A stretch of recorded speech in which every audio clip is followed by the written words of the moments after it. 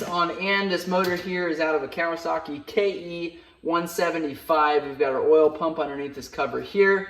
We've got our clutches underneath here. We've got our Kickstarter gear here. You can see it's written there. Here's our sight glass for our engine oil, and here's our full fill cap here. It also tells you the amount of oil that it holds, 0.7 liters. So not even 3/4 of a quart of oil is what this is going to take. We're going to go through, we're going to loosen up all of these screws around the outside here, these bolts, and they are a larger Phillips screw. A GIS is what they are officially called, and they take a very, very large screwdriver. Okay, we've got all those bolts out of there. We're going to go ahead and remove them at this time. I've got the 2 bolts off of the oil pump cover here. We're going to remove that. That's all it takes to remove that. You can see there we've got our cable that's going to run down here. It's going to fit into this butterfly.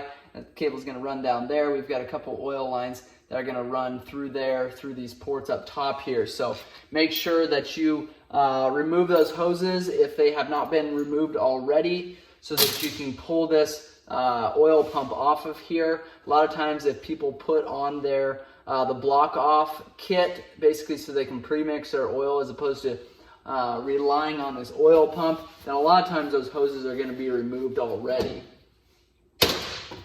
If that's the case, you do want to block off these ports here so that your dirt and debris isn't getting down into this oil pump housing cover here. And then we've got the screw to remove there. We can pull this oil pump off. Now you can see there that oil pump, if either one of these tabs breaks off, it's going to create quite an issue there. Underneath of this area here is an O-ring. There's also one that sits right in there. That's got a little rubber O-ring that seals that up. Those need to be in good working condition. You want to make sure that you get those replaced if you're tearing into this bottom end here. We've got one more bolt here we're going to remove, and our clutch cover is going to be ready to come off of there. We've got an arm right here. A lot of times what you're going to take and actually turn this arm that's up top here, and a lot of times that'll lift that up. That'll break that gasket free. So we're able to do that and pull up on this clutch cover here. You've got your Kickstarter seal here that a lot of times will kind of hold you up, so you wiggle that. Should be able to pull you right out of there. So there is underneath of our clutch cover there. There's our sight glass window, the back side of it. Here is your release arm or your push rod for your clutch, so that'll engage and disengage your clutch. So when you pull that clutch lever on the left-hand side there up by your handlebars, that's going to push your lever that way, which will be forward, and that is going to push your arm out. That's going to disengage your clutch. So if this is not adjusted properly, you will have some issues there. So you've got some adjustment on your clutch there, that if it's not disengaging all the way, then you're going to back that off, so that when you let off of the clutch lever up at the handlebars, there's going to be more pressure on your plates down here. Now if you turn that the other direction and engage your clutch quicker, you're going to actually pull that lever this way. That's actually going to push in on the plate here, and that's going to disengage your clutches quicker. Or if you adjust it too far, it's going to leave a gap in between these friction plates here, the friction in the steel, and your clutch is not going to be engaging all the way when you are running. So you want to make sure you get that adjusted properly there. That's kind of the explanation on the clutch system. If you've got more questions on that, make sure and leave those comments below, but hope that was helpful there.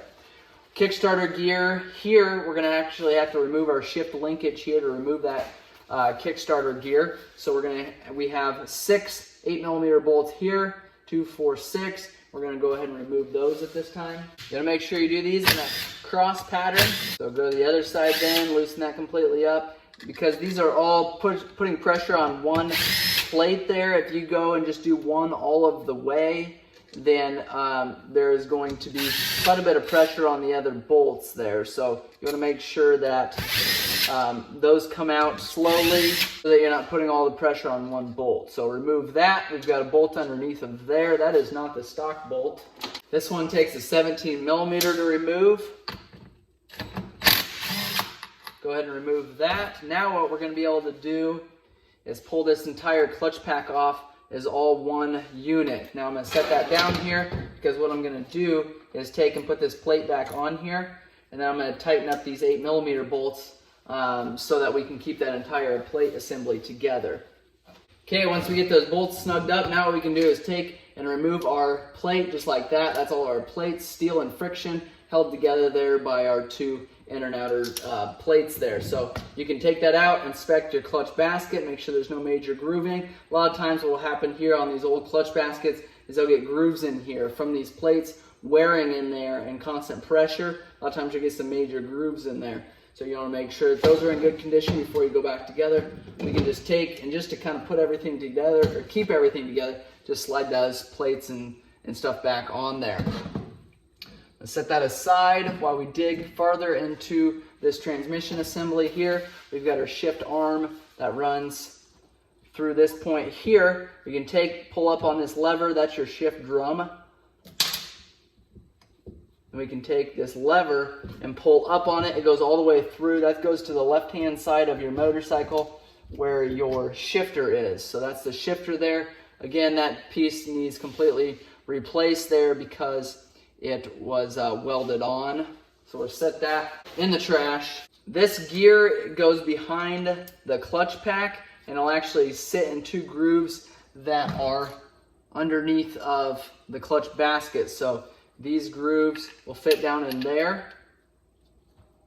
And there's a bushing that goes right on there. That slides right onto that shaft there. And I'll show you that shaft when we get into that transmission a little bit farther. So Kickstarter gear, it's time for that. That is here. You've got a spring on there. Be really careful when you're taking that apart. What I do is very, very carefully, I'll grab a pair of pliers with some good teeth on there, and I like to take the pressure off of this Kickstarter gear. A lot of times that'll make it that much easier to pull up and out. But once you get it past the grooves there, you can let go of that.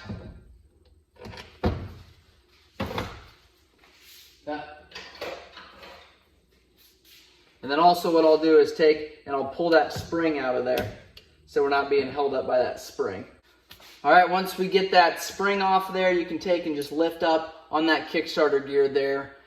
We've got a spring in behind here. Make sure you keep track of that. You've got your ratchet assembly here on this gear. You can see that I can spin it one direction, but not the other. So when you go to engage your Kickstarter there, what you're doing is engaging it this way. It engages that motor, engages that clutch, engages that crankshaft, and then when you let off of that, it's going to spring back, and it's going to allow just to be freewheeling in there. So that's why you've got to have such a heavy-duty spring up here, is because you want that to flip back so that that disengages immediately. Otherwise, you're going to sit there and that gear is going to be grinding on this arm here. So a lot of times, if you hold your Kickstarter down, you'll hear a noise that's similar to this, but it's just constant. It's because you're not fully disengaged there from this ratchet gear on the back. So you want to make sure after you start your motorcycle, let off of that kick lever. Otherwise, you're just wearing those teeth down on that ratchet assembly. So that's the Kickstarter gear there. Okay, we've got our shift drum ready to come out of here, or at least take this plate off of there, and then we've got a spring-loaded arm that engages that shift drum there. We've got a circlip here, a snap ring that we need to pull off, and then our Kickstarter gear has the disengaging arm as well. So we've got two bolts that we need to remove there, and that is off. Now we have this plate that I'm going to remove, as well as this arm. That's a specialty bolt there, so make sure you keep that together. That kind of holds that arm together. Also keep that spring with it. You can see our shift drum is here. This plate will pull off. We'll set that aside. This side looks like that. You've got an arm or a peg that goes down into that